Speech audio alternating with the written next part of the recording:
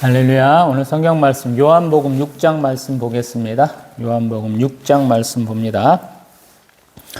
그 후에 예수께서 디베랴의 갈릴리 바다 건너편으로 가심에 큰 무리가 따르니 이는 병자들에게 행하시는 표적을 보았음이러라. 예수께서 산에 오르사 제자들과 함께 거기 앉으시니 마침 유대인의 명절인 유월절이 가까운지라. 예수께서 눈을 들어 큰 무리가 자기에게로 오는 것을 보시고 빌립에게 이르시되 우리가 어디서 떡을 사서 이 사람들을 먹이겠느냐 하시니 이렇게 말씀하시면 친히 어떻게 하실지를 아시고 빌립을 시험하고자 하심이라. 빌립이 대답하되 각 사람으로 조금씩 받게 할지라도 200데나리온의 떡이 부족하리이다. 제자 중 하나 곧 시몬 베드로의 형제 안드레가 예수께 여짜오되 여기 한 아이가 있어 보리떡 5개와 물고기 2마리를 가지고 있나이다. 그러나 그것이 이 많은 사람에게 얼마나 되겠사옵나이까. 예수께서 이르시되 이 사람들로 앉게 하라 하시니 그곳에 잔디가 많은지라 사람들이 앉으니 수가 5,000명쯤 되더라. 예수께서 떡을 가져 축사하신 후에 앉아있는 자들에게 나눠주시고 물고기도 그렇게 그들의 원대로 주시니라. 그들이 배 부른 후에 예수께서 제자들에게 이르시되 남은 조각을 거두고 버리는 것이 없게 하라 하심으로 이에 거두니 보리떡 5개로 먹고 남은 조각이 12바구니에 찼더라. 이 사람들이 예수께서 행하신 이 표적을 보고 말하되 이는 참으로 세상에 오실 그 선지자라 하더라. 그러므로 예수께서 그들이 와서 자기를 억지로 붙들어 임금으로 삼으려는 줄 아시고 다시 혼자 산으로 떠나가시니라. 저물매 제자들이 바다에 내려가서 배를 타고 바다를 건너 가버나움으로 가는데 이미 어두웠고 예수는 아직 그들에게 오시지 아니하셨더니 큰 바람이 불어 파도가 일어나더라. 제자들이 노를 저어 10여리쯤 가다가 예수께서 바다 위로 걸어 배에 가까이 오심을 보고 두려워하거늘 이르시되 내니 두려워하지 말라 하신대 이에 기뻐서 배로 영접하니 배는 곧 그들이 가려던 땅에 이르렀더라. 이튿날 바다 건너편에 서 있던 무리가 배 한 척 위에 다른 배가 거기 없는 것과 또 어제 예수께서 제자들과 함께 그 배에 오르지 아니하시고 제자들만 가는 것을 보았더니 그러나 디베랴에서 배들이 주께서 축사하신 후 여럿이 떡 먹던 그곳에 가까이 왔더라. 무리가 거기에 예수도 안 계시고 제자들도 없음을 보고 그 배들을 타고 예수를 찾으러 가버나움으로 가서 바다 건너편에서 만나 랍비여 언제 여기 오셨나이까 하니 예수께서 대답하여 이르시되 내가 진실로 진실로 너에게 이르노니 너희가 나를 찾는 것은 표적을 본 까닭이 아니요 떡을 먹고 배부른 까닭이로다. 썩을 양식을 위하여 이러지 말고 영생하도록 있는 양식을 위하여 하라. 이 양식은 인자가 너희에게 주리니 인자는 아버지 하나님께서 인치신 자니라. 그들이 묻되 우리가 어떻게 하여 하나님의 일을 하오리이까? 예수께 대답하여 이르시되 하나님께서 보내신 일을 믿는 것이 하나님의 일이니라 하시니 그들이 묻되 그러면 우리가 보고 당신을 믿도록 행하시는 표적이 무엇이니이까?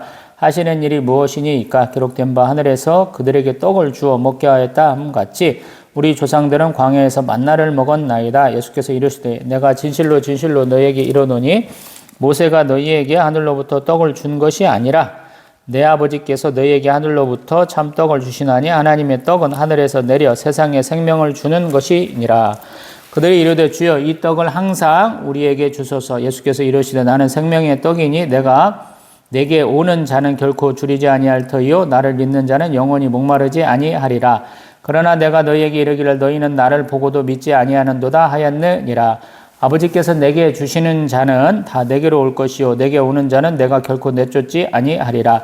내가 하늘에서 내려온 것은 내 뜻을 행하려 함이 아니요 나를 보내신 이의 뜻을 행하려 함이니라. 나를 보내신 이의 뜻은 내게 주신 자 중에 내가 하나도 잃어버리지 아니하고 마지막 날에 다시 살리는 이것이니라. 내 아버지의 뜻은 아들을 보고 믿는 자마다 영생을 얻는 이것이니 마지막 날에 내가 이를 다시 살리리라 하시니라. 자기가 하늘에서 내려온 떡이라 하심으로 유대인들이 예수에 대하여 수군거려 이르되 이는 요셉의 아들 예수가 아니냐? 그 보물을 우리가 아는데 자기가 지금 어찌하여 하늘에서 내려왔다 하느냐? 예수께서 대답하여 이르시되 너희는 서로 수군거리지 말라. 나를 보내신 아버지께서 이끌지 아니하시면 아무도 내게 올 수 없으니 오는 그를 내가 마지막 날에 다시 살리리라. 선지자의 글에 그들이 다 하나님의 가르치심을 받으리라 기록되었은즉 아버지께 듣고 배운 사람마다 내게로 오느니라. 이는 아버지를 본 자가 있다는 것이 아니니라. 오직 하나님에게서 온 자만 아버지를 보았느니라. 진실로 진실로 너희에게 이르노니 믿는 자는 영생을 가졌나니 내가 곧 생명의 떡이니라. 너희 조상들은 광야에서 만나를 먹었어도 죽었거니와 이는 하늘에서 내려오는 떡이니 사람으로 하여금 먹고 죽지 아니하게 하는 것이니라. 나는 하늘에서 내려온 살아있는 떡이니 사람이 이 떡을 먹으면 영생하리라. 내가 줄 떡은 곧 세상의 생명을 위한 내 살이니라 하시니라. 그러므로 유대인들이 서로 다투어 이르되 이 사람이 어찌 등이 자기 살을 우리에게 주어 먹게 하겠느냐. 예수께서 이르시되 내가 진실로 진실로 너희에게 이르노니 인자의 살을 먹지 아니하고 인자의 피를 마시지 아니하면 너희 속에 생명이 없느니라. 내 살을 먹고 내 피를 마시는 자는 영생을 가졌고 마지막 날에 내가 그를 다시 살리리니 내 살은 참된 양식이요 내 피는 참된 음료로다. 내 살을 먹고 내 피를 마시는 자는 내 안에 거하고 나도 그 안에 거하나니 살아계신 아버지께서 나를 보내심에 내가 아버지로 말미암아 사는 것 같이 나를 먹는 그 사람도 나로 말미암아 살리라. 이것은 하늘에서 내려온 떡이니 조상들이 먹고도 죽은 그것과 같지 아니하여 이 떡을 먹는 자는 영원히 살리라. 이 말씀은 예수께서 가버나움 회당에서 가르치실 때에 하셨느니라. 제자 중 여럿이 듣고 말하되 이 말씀은 어렵도다. 누가 들을 수 있느냐 한데 예수께서 스스로 제자들이 이 말씀에 대하여 수근거리는 줄 아시고 이르시되 이 말이 너희에게 걸림이 되느냐. 그러면 너희는 인자가 이전에 있던 곳으로 올라가는 것을 본다면 어떻게 하겠느냐. 살리는 것은 영이니 육은 무익하니라. 내가 너희에게 이른 말은 영이요 생명이라. 그러나 너희 중에 믿지 아니하는 자들이 있느니라 하시니 이는 예수께서 믿지 아니하는 자들이 누구며 자기를 팔 자가 누구인지 처음부터 아심이러라. 또 이르시되 그러므로 전에 너희에게 말하기를 내 아버지께서 오게 하여 주지 아니하시면 누구든지 내게 올 수 없다 하였노라 하시니라. 그때부터 그의 제자 중에서 많은 사람이 떠나가고 다시 그와 함께 다니지 아니하더라. 예수께서 12 제자에게 이르시되 너희도 가려느냐. 시몬 베드로가 대답하되 주여 영생의 말씀이 주께 있사오니 우리가 누구에게로 가오리이까. 우리가 주는 하나님의 거룩하신 자이신 줄 믿고 알았사옵나이다. 예수께서 대답하시되 내가 너희 12를 택하지 아니하였느냐. 그러나 너희 중에 한 사람은 마귀니라 하시니 이 말씀은 가룟 시몬의 아들 유다를 가리키심이라. 그는 12 중에 하나로 예수를 팔 자라라. 아멘. 할렐루야. 아멘. 우리 요한복음 5장 잠깐 보면 예수님께서 베데스다 연못에서 무려 38년 된 병자를 고치셨다 하는 장면을 보았었어요. 그리고 예수를 스스로 예수답게 하는, 예수가 정말로 그리스도인심을 증거하는 것들이 무엇이냐 보면은 한 세 가지 정도 얘기하고 있죠. 하나님이 증거하시고 그 다음에 그가 하는 역사가 말하고 있고 또 성경이 그것을 증거한다. 그리고 모세가 너희들을 고발한다라는 내용으로 마치고 있었어요. 그리고 이제 6장에 올라오니까 예수님이 베푸신 대표적인 이적 중에 하나, 오병이어의 기적을 다루고 있죠. 예수님, 우리가 흔히 모세, 엘리야, 예수님 이 세 분이 변화산 사건 가운데 주인공이셨죠. 엘리야는 이스라엘 백성들의 심령을 다시 여호와께로 모시는 그런 모아드리는 역할을 했었죠. 그리고 그가 행한 이적들, 엘리사의 이적들을 가장 가깝게 하는 사람들이 아마 이 사람들이 신명기에서 얘기하는 모세와 같은 선지자가 가까울 것이야 라고 추측했던 분이고, 그것이 또 한 번 하스모니안 왕가가 무너지고 난 다음에 우리 지금 예수님이 공생의 기간 동안에, 예수님의 생애 동안에 다시 이스라엘이 독립하기를 바라면서 그렇게 우리가 다시 한번 하나님 나라, 하나님 백성이 될 수 있는 가장 큰 구심점 안에 그리스도 메시아가 있어야 되겠다 하면서 그 메시아를 선지자라고 여겼던 것이죠. 그래서 요한복음은 그 선지자라는 표현을 많이 쓰고 있죠. 우리 개역 한글, 개역 개정 성경에서. 그리고 이제 그러한 것들의 단초를 보여주는 거예요. 6장 보면은 디베랴의 갈릴리 바다 건너편으로 가셨다 그러는데, 디베랴는 티베리아스 황제의 이름을 따라서 도시들을 많이 지었어요. 로마가 그런 짓들을 많이 합니다. 그래서 디베랴 이런 지명은 지중해변에 엄청나게 많습니다. 여기 성경에만 나온 게 아니고 다른 데도 디베랴라는 지명을 갖고 쓰기도 많이 해요. 근데 도시의 이름이고 갈릴리 호수가 이렇게 생겼다라는 거예요. 뭐 바쁜 와중이지만 갈릴리 호수 잠깐 제가 소개를 좀 한번 해야 될 것 같죠. 갈릴리 호수 둘레가 한 50km 되고요. 남북에 가장 긴 것이 21km, 또 동서로는 약 12km, 또 가장 우리 수심이 한 50m 정도 되고요. 그 해수면보다는 약 한 210m 정도 낮다라고 그래요. 또 참고사항으로 예전에 이제 사해 정도 보면 사해는 남북이 약 80km, 그러니까 갈릴리 호수보다도 사해가 오히려 더 컸던 거예요. 그 다음에 동서는 약 18km니까 거의 비슷하고요. 해수면보다는 약 411m 낮아요. 그러니까 갈릴리 호수보다 200m 정도 낮은 곳에 있는 것이 사해다, 이렇게 보시면 좋을 것 같아요. 그리고 지금도 가보시면 알겠지만 이곳은 내륙 호수죠. 내륙 호수다 보니까 저녁 때쯤 되면 풍랑이 불어요. 우리가 육풍과 해풍이라는 것을 수업 시간에 많이 들어보셨을 것 같아요. 제 나이 때에는. 왜냐하면 해수면과 육지 땅이 해를 받았을 때, 햇빛을 받았을 때 뜨거운 정도가 다르거든요. 물은 늦게 뜨거워지고 늦게 식죠. 그래서 그런 차이가 있어서 아침 같은 경우에는 가만히 보면 원래 공기는 뜨거운 쪽으로 올라가죠. 땅은 차갑고 바다는 따뜻하니까 육지에서 바다 쪽으로 이렇게 공기가 이동하게 되겠죠. 또 저녁 때쯤은 반대죠. 저녁쯤 되면 이 땅이 뜨거워져 가지고 그곳에 공기가 뜨거워져서 위로 올라오고 바다는 조금 덜 늦게 뜨거워지니까 반대 현상이 일어나겠죠. 제가 시골에서 중학교 다닐 때 3년 동안 자전거 타고 다녔는데 제가 꼭 동쪽에 있는 중학교를 다니기 때문에 아침에도 바람 맞고 저녁에도 바람 맞고 다녀서 이거를 굉장히 잘 체험하고 있죠.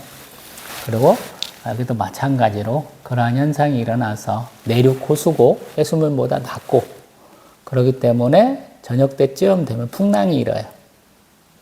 그거를 좀 생각을 하시면 좋을 것 같아요. 저도 갈릴리 호수 가서 저녁을 먹었어요. 뭐 베드로 물고기라고 요만한 우리로 말하면 뭐 틸라피아 꽝가 마땅한 하나도 없어요.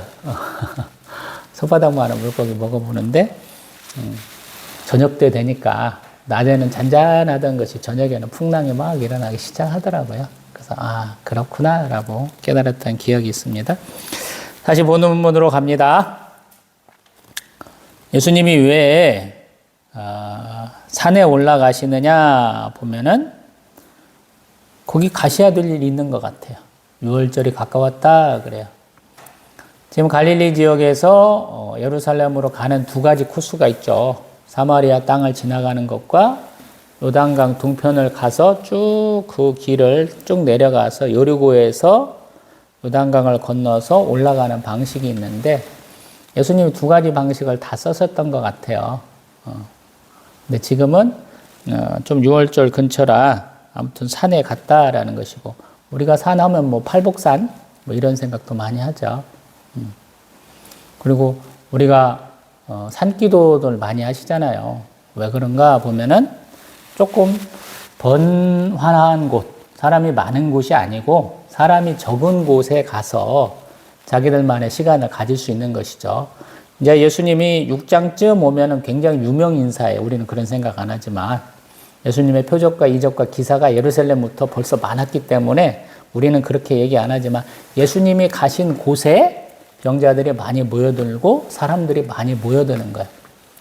우리 한국 사람들은 유명한 사람이 막 지나가도 막 갑자기 가서 아는 체하고 사진 좀 같이 찍고 이런 얘기 잘 안 한다고 그러는데 뭐 우리 미국이나 유럽의 셀럽들은 보면 지나가다 보면 뭐 파파라치들이 막 사진 찍고 사람들이 막 소리 지르고 막 핸드폰을 찍고 막 그런다고 그래서 그러한 유명 인사들, 셀럽들이 한국 오면 저 사람들이 나에게 신경도 안 쓴다고 이상하다고 그런 얘기도 한다고 그러잖아요. 근데 여기는 예수님을 보면 사람들이 몰려드는 거예요. 그래서 사람들의 이목을 피해서 예수님이 제자들하고 시간을 가지려고 하는데 사람들이 알고 쫓아왔다 이렇게 생각하면 이 상황을 많이 잘 이해할 수 있을 것 같아요. 근데 쫓아왔는데 얼마나 많이 쫓아왔느냐? 많이 왔어요. 나중에 쉬어보니까 어디 있어요? 쭉 보니까 몇천 명 단위. 근데 이게 사람만 신 거거든요. 남자 성인만 10절에 5천 명이다 그래요. 데려온 사람도 있고 어린애도 있을 거라는 거예요. 그래서 뭐 최대 2만 명까지도 보기도 하고 그렇습니다.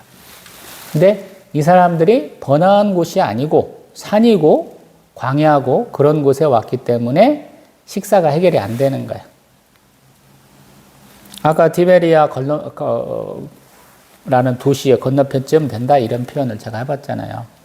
그래서 식사 문제를 해결하고자 하는 거예요. 한국 사람도 마찬가지예요. 먹고 살자고 하는 데 우리 식사 시간은 거리지 맙시다 이런 얘기 많이 하잖아요. 밥 먹었냐고 우리 맨날 일상적인 대화를 하잖아요. 식사 한번 합시다.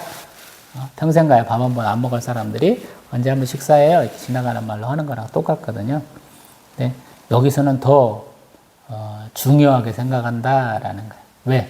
예수님을 쫓아오는 사람들 중에 뭐 권력 있고 잘 살고 건강하고 능력 있고 이런 사람들은 별로 없어요. 예수님을 책 잡으려고 오는 사람들 어쩌다 한두 명 있는 것이고 대부분의 사람들은 간절한 마음으로 오는 거예요. 지금 21세기에 한국 기독교가 팍 성도가 줄어드는 이유도 똑같아요. 잘 먹고 잘 살려야 되니까 예수님 안 찾잖아요. 지금도 마찬가지. 가난하고 절박하고 죽을 것 같으면 예수님 앞에 나오죠. 방법이 없잖아요. 대한민국 의료체계 세계적으로 아주 잘 돼 있는 거라고 그러는데 최신 의료 기술, 최신 뭐 장비들 많이 갖추고 있는데도 그래도 아직 병명을 확실하게 찾지 못하고 또 치료 방법도 없는 경우도 되게 많거든요. 아직도 끝없이 많이 발전해 가야 되는 거예요. 그래서 하나님 앞에 나오시는 경우도 제법 되잖아요. 우리가 잘 알고 있잖아요. 그런 사람들에게 예수님이 먼저 이제 제자들에게 이런 사람들의 형편을 깔고 나서 묻는 거죠. 특별하게 빌립이라는 사람이 많이 나와요. 우리 다른 마태, 마가, 누가에서는 빌립이 중요한 사람이 아니죠. 근데 이 요한복음에서는 그러한 사람들, 좀 잊혀진 듯한 사람들을 많이 불러서 얘기를 해요.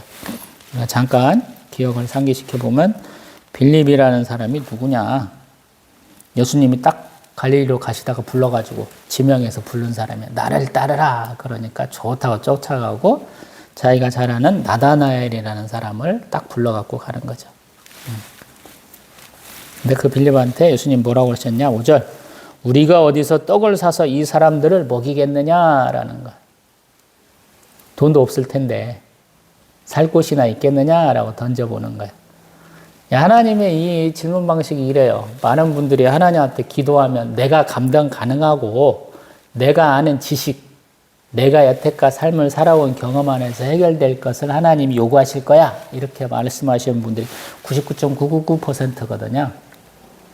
근데 하나님은 되게 그런 질문 안 하시더라고요.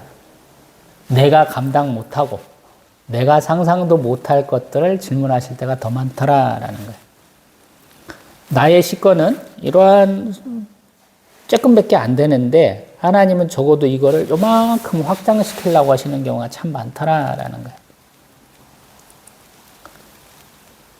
제가 시골에서 전라북도 김제 출신이고 다녀봐야 전국 8도 정도밖에 안 다녀봤는데 하나님은 다양한 사람들을 만나보게 하시더라고요. 미국 시민권자, 미국에서 태어나서 미국에서 자라서 한국으로 오는 그런 분도 만나보게 하시고 대한민국 국민인데 외국에 나가 선교하시는 분도 만나보게 하시고 참 다양한 사람들을 만나보게 하시더라고요. 나는 기껏해야 국내에 한정돼서 산다 그러는데 제가 만나는 사람들, 제가 대화하는 사람들은 전 세계에 흩어져 있는 경우도 있더라고요. 참 놀라운 경험들을 하나님 많이 시키셨다 이런 생각을 하거든요. 지금 빌립에게 하시는 질문도 그래요. 하나님은 누군가에게 성장할 기회를 주고 누군가에게 조금 해결하기 어려운 문제들을 던져주기를 원하시는 거거든요. 성경 어디에도 이렇게 하나님이 자신의 제자, 하나님의 영광을 나타낼 수 있는, 거룩함을 나타낼 수 있는 사람들을 교육하는 방식을 자세하게 써놓은 데가 별로 없어요. 요한복음이 그래서 더 놀랍습니다. 제가 볼 때는. 요한복음의 가장 좋은 것은 뭐냐면 대화를 통해서 누군가를 가르쳐준다는 거예요. 제자 양육에 대해서 뭔가 얘기한다고 그런다면 요한복음을 자주 한번 보세요. 왜 예수님이 이렇게 하셨는가 한번 보세요. 마태마가 누가하고는 좀 굉장히 다른 방식의 제자 양육 방식을 쓰시거든요. 예수님이. 우리가 직접적으로 볼 때는. 6절에도 직접적으로 얘기해요. 빌립을 시험하고자 하셨다. 근데 빌립의 대답은 뭐냐면 각 사람으로 조금씩 받게 할지라도 200데나리온의 떡이 부족하겠습니다. 라는 거야. 이게 우리의 대답 방식이에요. 굉장히 현실적이에요. 저도 이런 식의 대답들을 많이 하고 살았어요. 근데 하나님 앞에서는 맨날 컷당했어요. 하나님 그걸로는 안 돼. 항상 컷당하고 살았어요. 그래서 제가 여기까지 왔어요. 개척 10년 차에 있는, 이제는 가정교회 목사라고 불리는 저까지 된 거죠. 저의 대답은 굉장히 현실적이에요. 저하고 어떤 문제에 대해서 상의하시면 제가 아는 문제면 굉장히 현실적인 대안을 많이 줄 수 있어요. 그렇게 도움 준 경우가 제가 몇 차례 되거든요. 아마 성공 가능성도 굉장히 높다고 생각을 해요. 근데 예수님의 방식은 그렇지 않아요. 200데나리온만 있으면 우리가 될 것도 같아요. 이렇게 얘기하는 거예요. 근데 이것과 전혀 상관없는, 현실적이지도 않고 뜬금없는 사람 얘기가 또 하나 나와요. 안드레라는 사람이 옆에서 뭐라고 그러냐면 어떤 애가 하나 있는데요. 걔는 보리떡 5개와 물고기 2마리를 갖고 있어요. 그거 우리한테 준대요. 이렇게 얘기한다는 거예요. 한 데나리온 정도, 하루 일당으로 살 수 있는 게 보리떡 5개하고 물고기 2마리쯤이 아닌가 싶기도 해요. 직접적인 대상이니까. 한 성인이 먹을 수 있는 양 정도. 근데 그것보다 더 필요한 돈을 부분을 시키면서 예수님 뭐라고 하시냐면 이 사람들 앉게 해봐 라는 거예요. 앉는다는 것은 편안하게 누워서 식사한다는 거예요. 우리 한국 사람들처럼 소반 딱 놓고 아니면 탁자를 놓고 양반다리나 의자에 앉아서 식사하는 방식이 아니고요. 좀 비슷하게 누워가지고 로마식 식사법이에요. 이게 이 사람들이 편안하게 장시간 걸쳐서 먹는 식사법입니다. 우리는 빨리 먹고 빨리 쉬자 이런 스타일이잖아요. 제가 투잡되는데도 그래요. 밥 먹는데 10분이 안 걸려. 굉장히 적응하기 힘들더라고요. 근데 제가 어느 순간에 보니까 제가 1등으로 밥 먹고 끝낼 때가 많아요. 대화도 없고 대화에 알맹이도 없는 걸 제가 앉아갖고 거기서 꼭꼭 씹어서 먹는다는 자체가 더 불편하더라고요. 그래서 대충 그냥 막 퍼넣듯이 넘기고 그냥 바로 일어나 버립니다. 국물 먹으면 속이 쓰린 사람이라 국물도 안 먹고요. 그러니까 저 1등 할 때도 되게 많아요. 근데 이상 사람들의 식사 방법은 그렇지 않아요. 대화도 하면서 굉장히 느긋하게 먹어야 돼요. 제가 언젠가 동영상 쓰면서 말씀드렸죠. 1970년대, 80년대 우리는 미국에서 경제 원조를 받아야 했고 그렇기 때문에 미국 관리들이 와서 한국 경제 관료들하고 많이 협상들을 했죠. 회의가 좀 길어지다 보면 식사를 하면서 회의가 연장될 수 있잖아요. 근데 한국식 예법은 뭐예요? 밥 먹을 때 말하면 안 되죠. 밥이나 꾸역꾸역 잘 먹어야 되죠. 근데 미국식 식사법은 어때요? 그렇게 먹으면 니네 개돼지냐 이렇게 되잖아요. 미국 사람들은 굉장히 불쾌했다는 거예요. 그래서 아내는 그 경제회담을 완전히 망쳤다고 그러더라고요. 그 사람들은 그렇게 안 한다는 거예요. 대화도 나누고 즐겁게 식사도 하고. 유대인들도 같아요. 로마인들과 똑같습니다. 굉장히 시끌벅적하게 즐겁게 먹어야 되거든요. 차린 건 하나도 없어. 먹을 수 있는 거는 지금 5병 2어밖에 없어요. 근데 사람들을 앉게 하라라는 거예요. 200데나리온의 떡이 부족하다는 사람, 물고기 조금 있고 떡 5개만 있다는 사람을 비롯해서 그 제자들은 예수의 이 말대로 따라야 된다라는 거예요. 아무것도 모르는 사람들, 이제 식사 시간이니까 우리 편안하게 앉읍시다. 그러면 그 말 듣고 앉아야 되는 사람도 많게는 한 2만 명쯤 될 수 있다라는 거예요. 그러고 나서 예수님 어떻게 하셨느냐? 떡을 가져서 축사하셨다. 그래서 그것들을 나눠주셨다. 물고기도 나눠주셨다. 이 물고기는 큰 물고기 아니에요. 소위 말해서 젓갈 같은 거야. 물고기만, 떡만 먹으면 떡이 목에 맥히잖아요. 그래서 먹는 거야. 그냥 양념같이 먹는 거야. 쉽게 말해서. 우리 베트남 쌀국수 많이 드셔봤는가 모르겠는데 거기에다 젓갈도 살짝 얹어서 먹는 거랑 비슷합니다. 똑같은 거야. 근데 그걸 예수님이 계속 반복하시고 5마리가 금세 없어지고 또 생기고 또 생기고 5개의 떡이 금세 사라졌다 또 생기고 또 생기고 물고기 2마리가 금세 사라졌다가 또 생기고 또 생기고 물고기 이렇게 큰 게 아니라는 거예요. 우리 멸치 큰 놈 있잖아요. 국물 내는 멸치, 다시 멸치라고 하나? 이런 것들 한 2개 계속 생겼다가 없어졌다, 생겼다가 없어졌다 그런 거. 옆에 보고 있으면 굉장히 신기했을 것 같아요. 근데 한 10분쯤 지나면 에? 이렇게 지루했을 것 같은 일. 예수님의 사랑이 여기서도 느껴져요, 여러분. 반복 작업은 사람을 굉장히 지치게 합니다. 효율성은 좀 높여줄 수 있는데 그 효율도 얼마 못 가요. 사람을 굉장히 지치게 해요. 짜증나게 하고. 제가 투잡되는데 그러거든요. 비슷한 일을 계속 해야 돼요. 반복적으로. 하다 보면 짜증이 나요. 이거 계속 하고 있어야 되나? 이런 생각도 드는데 예수님 아마 정성스럽게 하셨을 거예요. 같은 일을 계속 반복해서. 받아먹는 입장에서는 모르죠. 양이 많으면 금세 증식될 거 아니에요. 우리 쉽게 말하면. 근데 한 사람 먹는 걸로 지금 2만 명 가까이 먹여야 된다는 거야.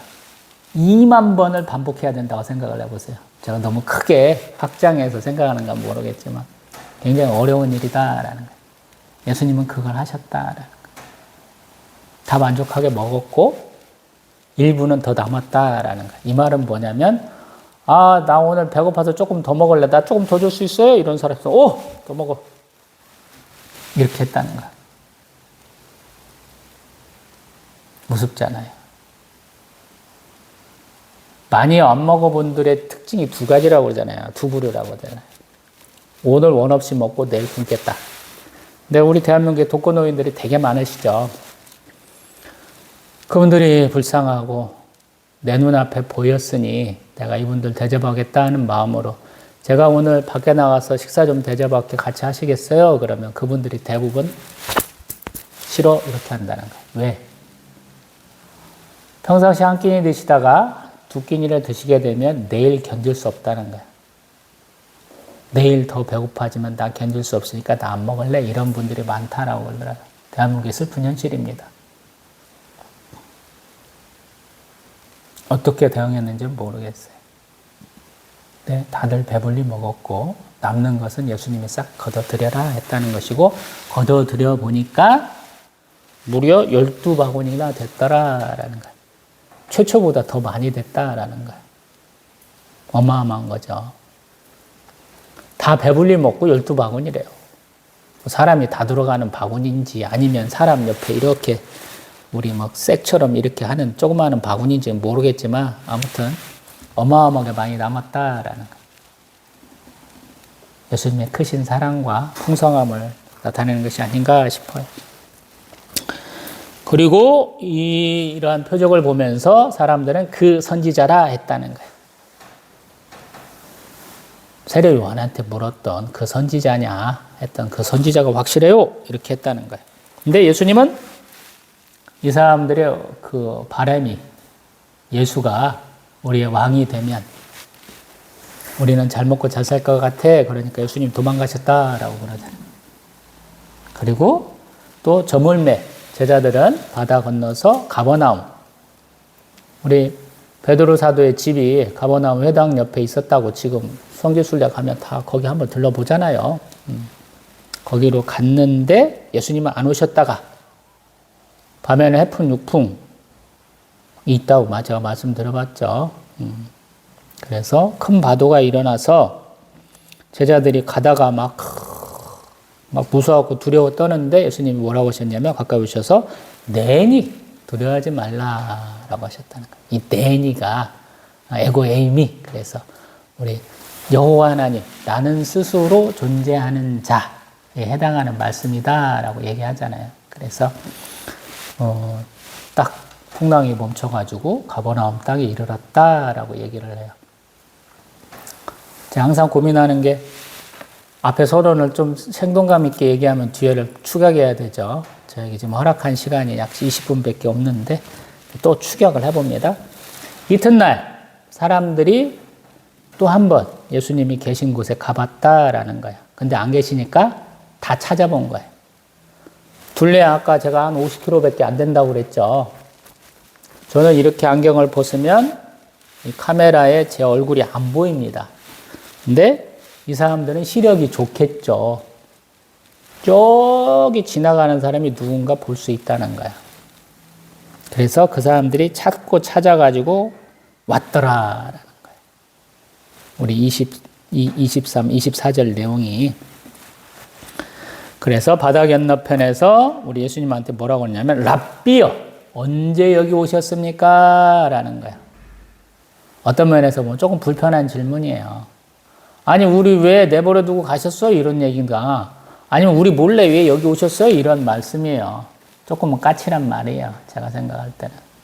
근데 예수님은 항상 핵심을 뚫어보시죠. 그래서 26절 니들이 나를 찾는 것은 표적을 본 까닭이 아니고 떡을 먹고 배불러서 그랬다라는 거예요.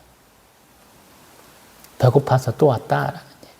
근데 27절 예수님은 그러한 떡 썩어져 버리는 거잖아요. 예수님 버려지지 않도록 12바구니에 다 모으라고 그랬잖아요. 그러한 썩어질 떡이 아니고 영생하도록 있는 양식을 위해서 너희들 일하라라는 거예요. 열심을 내갖고 찾았잖아. 이것도 일이잖아요. 그렇게 열심히 일하는 것은 영생을 위해서 해야지. 그 영생이 무엇이냐? 그러면 그것이 자신을 인자로 인정하면서 하나님께서 인치신 자다라는 것을 인정하라라는 거예요. 아까 많은 사람이 15절에 14절에서는 참으로 세상에 오실 큰 선지자 메시아다라고 믿었지만 많은 사람은 아니었다라는 거예요. 반신반의하는 거예요. 가능성을 누군가는 얘기를 했고 누군가는 햇소리 이렇게 하고 있는 상황이었다라고 얘기하는 거예요. 그래서 예수님이 그걸 꿰뚫어 보시고 계속 얘기하신다라고 생각하시면 좋을 것 같아요. 또 28절 우리가 어떻게 해야 하나님의 일을 하겠습니까? 하나님의 일. 하나님의 일은 무엇이냐? 29절 하나님께서 보내신 일을 믿는 것이 하나님의 일이다라는 거예요. 예수 그리스도를 믿는 게 중요하대.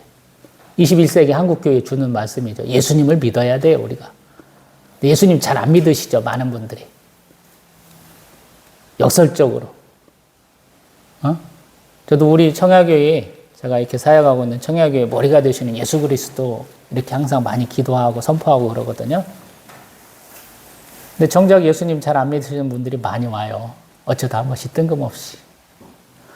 좀 믿음 좋은 분이 와가지고 같이 합력해서 선을 이루면 좋겠다 그러는데 그런 분이 별로 없어요. 그렇게 믿음 있는 부분은 그 모교회에서 자기가 열심히 사역했던 교회에서 열심히 신앙생활을 하시는 거죠. 또 30절 그러면 당신이 하는 말을 믿을 수 있는 근거를 제시해 주세요. 표적을 좀 베풀어 주세요. 그러면서 31절 광야에서 먹었던 만나를 얘기를 하거든요. 당신 어저께 보니까 오병이어의 기적을 일으키더만. 근데 우리가 성경에서 보았지만 출애굽기 쭉 보면은 하늘 만나가 주어졌잖아요. 우리에게 그런 일 좀 벌어지게 해주세요. 라는 거예요. 예수님 뭐라고 하셨어요? 32절 이하로. 하나님께서 참떡을 주시는데 그게 나다라고 말씀하시는 거예요. 그리고 야 사실 생각해봐. 모세가 너희들한테 떡 준 거야? 아니면 아버지께서 주신 거야? 이런 말씀도 중간에 있잖아요. 그래서 어려운 거예요. 사람이 생명의 떡이다라는 거예요. 인신공양 내지는 우리가 사람을 먹는 그런 걸 떠올리게 하잖아요. 이런 거 할 수 있나요? 안 되죠. 쉽지 않은 거예요. 예수님은 항상 이렇게 우리에게 항상 꺼리낌이 되는 말씀들을 많이 하셨어요. 사람 인육 먹을 수 있는 사람 손 들어보세요. 별로 없잖아요. 우리가 태반주사 한다고 뭐 한다고 각종 뭐 약품들 만들어서 중국에서 유통하고 겁상실한 분들이 그것들 많이 드시기도 합니다만은 그게 본인 몸들에 정말로 좋을까 한번 의심해 보세요, 여러분. 중국의 의료기술은 조금 의심스러워요. 자, 쭉 내려가다 보면 우리 39절 정도에 보면 하나님께서 예수 그리스도를 보내신 뜻은 뭐냐면 자신에게 주신 자 중에서 내가 하나도 잃어버리지 않고 마지막 날에 다시 살리신다라는 거야. 십자가 사랑. 이때도 벌써 말씀하고 계세요. 예수를 믿는 것은 이렇다라는 거예요. 또 41절 보면 예수님이 자기를 하늘에서 내려온 떡이라 그러니까 어떤 사람들이 이미 알고 있는 거죠. 예수님이 어떤 분이신지. 요셉의 아들 예수인데 내가 좀 다 크는 거 다 봤는데 뭔 헛소리야? 이렇게 하는 거다. 근데 예수님은 어디서 떠들든지 다 듣고 계셔. 귀가 워낙에 밝으세요. 그래서 저쪽에서 수군거리고 있는데 다 들으셨어. 그래서 43절 이하로 수군거리지 마. 하나님이 나를 보내지 아니하셨으면 아무도 내게 올 수 없어 라는 거예요. 그래서 어려운 거예요. 동네에서 제가 크는 모습 다 봤잖아요. 제가 교회도 안 다녔는데 제가 교회 다니고 목사가 됐습니까? 그러니까 다 동네 사람들 놀라잖아요. 교회 다니셨던 분들은. 제가 개척교회 하도 힘들어서 고향에 내려가서 농사를 짓고 아버지가 주신 땅에다가 예배당 짓겠다 그랬는데 제가 지난달에 아버지가 주신 제가 예배당으로 쓸 땅을 팔았네요. 하나님 앞에 그 기도 몇 년을 했는지 모르겠어요. 아버지가 주신다 할 때부터. 근데 그것은 하나님 앞에 허락되지 않더라고요. 어차피 사람도 안 올 거. 내가 일하는 곳, 뭐 비닐을 치든 유리 온실을 짓든 지어가지고 제가 해볼 생각이었으니까요. 하나님 그걸 허락하지 않아야 하시더라고요. 제 방식과는 좀 다른 거예요. 여기도 마찬가지인 거예요. 믿음이라는 것은 어떤 면에서 보면 나의 여태껏 가졌던 모든 경험, 나의 가치관 이런 것들을 다 뛰어넘는 거야. 너희가 나를 따르려거든 너희를 부정하고 너희 십자가를 지고 나를 따르라. 제가 맨날 얘기하잖아요. 동영상 찍으면서 아마 몇십 차례 한 것 같아요. 앞으로도 몇백 번 더 할 거야 아마. 양이 더 많이 남았으니까. 이제 겨우 210가지 정도밖에 못 올렸잖아요. 1189장이니까 앞으로 1000번의 동영상을 올려야 되잖아요. 뭐 몇백 번 더 할 수도 있죠. 자기 부정에는 자기의 존재, 자기가 했던 경험, 자신의 지식에 부정이 꼭 들어가거든요. 그래서 안 되는 거예요, 이 사람들은. 예수가 커왔던 환경을 아시는 분들은 예수 앞에 그렇게 못 나오는 거예요. 그러면서 예수님 하신 말씀, 하나님을 본다는 것은 무엇이냐? 나를 보고 하나님을 본다라는 말씀까지도 해요. 그러니까 더 어려워지는 거죠. 깨북장구 때부터 태어날 때부터 보았던 사람들, 갈릴리 나사렛에서 컸던 모습을 보는 사람들이 그 모습을 지우고 하나님이 예수님을 성육신시키시고 그를 요즘 얘기하는 선지자, 메시아라고 믿어야 되니까 더 어렵다는 거예요. 그럼에도 불구하고 예수님 그 말씀을 계속 하셔요. 내가 생명의 떡이야 라고 말씀하세요. 그래서 어려워요, 우리가. 성육신 안 믿는 사람들이 되게 많아요. 신앙생활 하면서도. 야, 어떻게 남자 여자가 결혼해가지고 사랑도 안 나누고 어떻게 아기가 태어나? 예수님 원래부터 참 하나님이시고 참 사람이시면 왜 그렇게 목수로 그렇게 고생하셨어? 온갖 이유 다 붙이면서 어느 날 성령이 갑자기 예수님께 임해서 그가 공생의 기간 시작했었어. 이런 소리 하는 사람들 되게 많다는 거예요. 심지어 예수를 부정하는 사람도 되게 많아요. 근데 예수님은 당당하게 말씀하시죠. 51절. 나는 하늘에서 내려온 살아있는 떡이다. 사람이 이 떡을 먹으면 영생한다. 내가 줄 떡은 그 세상의 생명을 위한 내 살이다. 그러니 나를 먹어라. 처음에는 니네들 떡 때문에 나한테 왔잖아 라고 시작하는데 방향이 이제 나를 먹어야 니네 살 수 있어 이렇게로 바뀌었다는 거예요. 이게 더 심각해지는 거죠. 예수님이 베푸는 이적과 표적과 기사를 통해서 내가 받는 유익을 생각하고 예수 앞에 나왔는데 이제는 그러한 이익이 아니고 예수님 자체를 믿어야 돼 라고 얘기하면서 예수님이 사실은 생명의 떡이야 나를 먹어 이렇게 얘기하는 거예요. 그러니까 보통의 머리는 이게 이해가 안 되죠.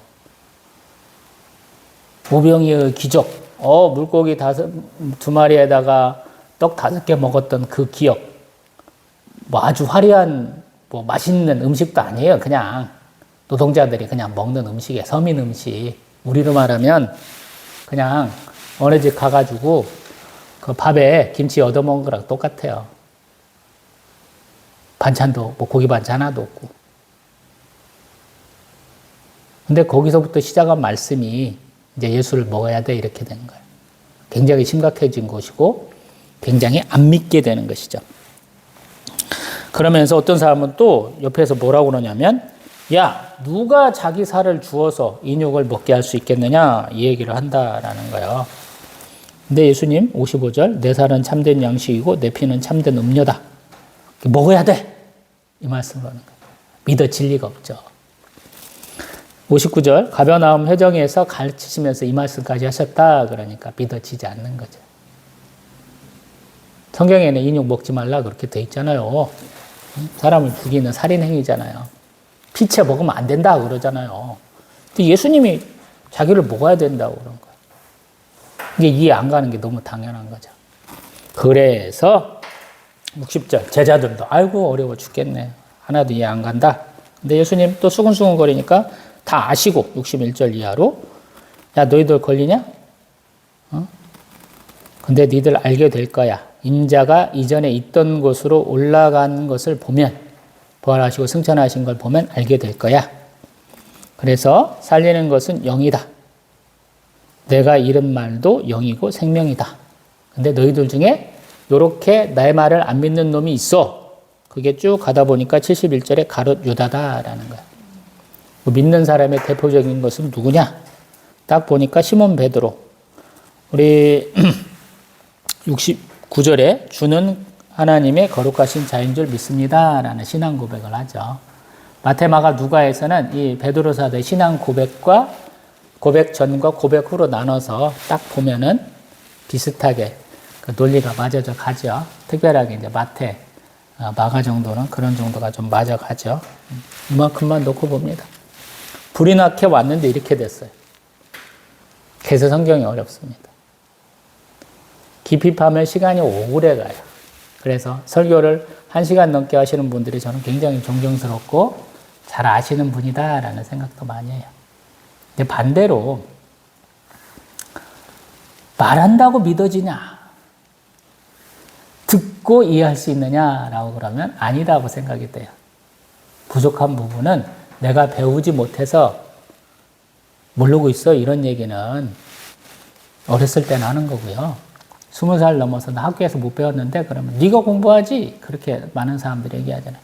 학원 다니고 돈 써서 인터넷 강의 듣는 이유가 몰라요. 뭐예요? 자기가 배우고 싶어서 그런 거죠. 알고 싶어서 본인이 공부하세요. 제가 제대로 전달 못했던 부분, 틀리게 전달하지 못했던 부분도 하나님이 깨닫게 해주실 거예요. 오늘 제가 조금 다른 뉘앙스로 시작을 했죠. 하나님은 내 부정과 나의 한계를 초월시키시는 하나님이시다. 이런 주제로 얘기해 보려고 지금 운을 띄웠는데 거기까지는 못 갔죠. 우리의 삶은 변화되는 거예요. 내가 알고 있는 지식들도 버려야 되는 거예요. 내가 눈으로 보고 귀로 듣는 것도 버려야 되는 거예요. 그래야 예수를 믿을 수 있는 거예요. 왜? 예수님은 하나님이시니까요.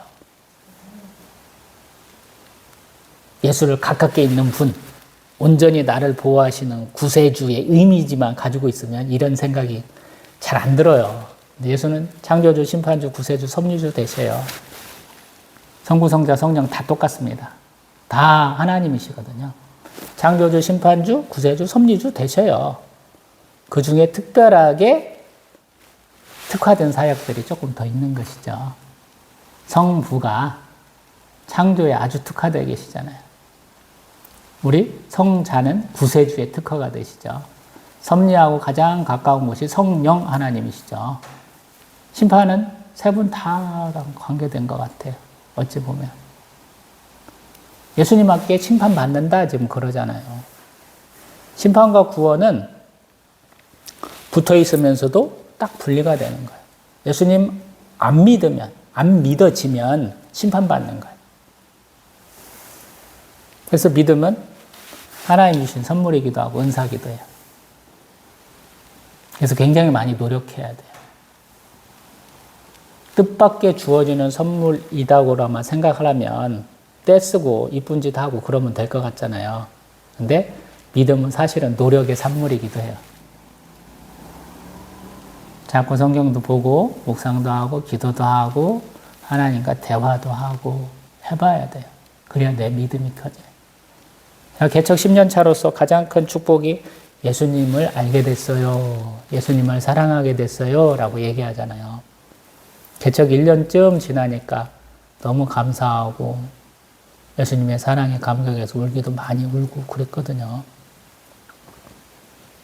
알게 되더라고요. 내 부족함을. 내 한계를 깨부시는 하나님이심을 알게 되더라고요. 예수님이 그런 분이에요. 제자 양육도 그렇게 하시잖아요. 뭐라고 하실지 다 아시는 거예요. 근데 질문을 툭툭툭 던지시는 거예요. 자기 한계를 극복하게 하시고 예수님이 어떤 분인지 알게 하시고 하나님 나라 위해서 사도로서 헌신하게 하시는 거예요. 또 뵙겠습니다.